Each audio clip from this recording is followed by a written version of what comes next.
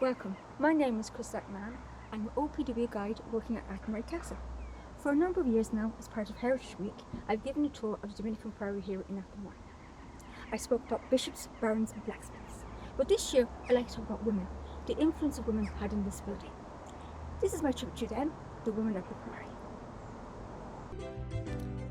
Marcy de Birmingham founded the town of Athenry in 1235. That same year he built his castle, and later in 1241 he invited the Dominicans to Athenry. With the help of both communities, Anglo-Norman and Gaelic-Irish, the building was completed in 1261. The Priory has such a rich history. It escaped the suppression of the monasteries under Henry VIII, and even became a university for the Dominican order in 1644. Later the building was visited by Cromwellian soldiers and was completely wrecked. By the time of the penal laws, the Priory was forced to close for the very last time. In the mid-18th century, the cloister buildings were demolished and replaced by a military barracks. The Priory was taken to state care in 1892. With such a rich history, one aspect that comes to light is the influence of women. Women in history are so often overlooked.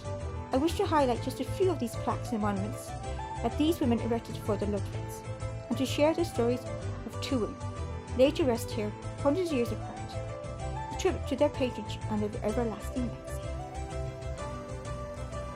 The monks in Athenry depended on benefactors and the kindness of others. Zita Lynch used to send a barrel of fish and pipes of wine every Lent and Advent. She kept the custom up for 20 years.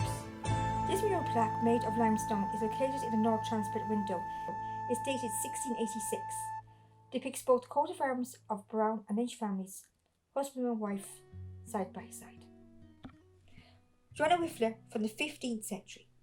Joanna was an important benefactor of the Priory, giving more than 100 marks towards the glazing of the east window and all the windows of the chancel. Also donated a gift of a chest full of silk and golden investments. She funded the construction of a stone bridge to connect the Priory with the town of Athenry. Joanna erected this 15th century altar tomb for her husband's burial. This monument can be described as a sculpted tomb imported from over the seas. Much of the Canopy Tracy has not survived, but lasting the test of time is this wonderful carving on the tomb's eastern arch. The image of Madonna and Child, an enthroned Mary holding Jesus as an infant with two dolphins carved on top. This is Joanna's lasting legacy. Here is the framed mural plaque located on the south wall of the choir. The plaque is dedicated to the memory of Sir John Burke, who died at the age of 36 in 1666. This monument was erected for him by his widow Lady Mary Burke, who was then the Baroness of Athenry in 1683. Here is the tomb of Lady Matilda Birmingham, who died in 1788. This wonderful tomb was erected in her memory, and the inscription goes, "Sacred to the memory of the Right Honourable Lady Matilda Birmingham, 4th daughter of Thomas Earl of Louth, Baron of Athenry, Premier Baron of Ireland, and Margarita, 3rd daughter and co-heiress of Peter Daly, Esquire of Queensbury, the County of Galway, son to the Right Honourable Dennis Daly, Lord Chief Justice of the Common Pleas. Aged 20 years and 10 months, she died on the 31st of May 1788. Endowed with every virtue, and not less conspicuous for the elegance of her person than the strength of her understanding, her singular piety and faith bore her up to a tedious illness of more than 2 years, when she resigned her breath in the arms of a tender and afflicted mother, by whom this monument is raised, as a tribute to her memory. Her filial duty and affection, and no other amiable qualities, endeared her not only to her own family, but to all who had the happiness of her acquaintance. She lived beloved and died lamented." As we look further, we see the wonderful urn and the profile of Lady Matilda herself. Julie Mary Marcy, Athenry.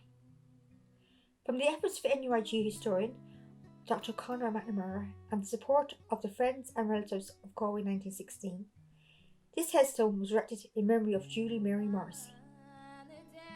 Julia was only 24 years of age when she held the rank of Commandant of Common in Galway. She was the leader of at least 50 women during the Easter Rising and played an active part in Athenry in 1916.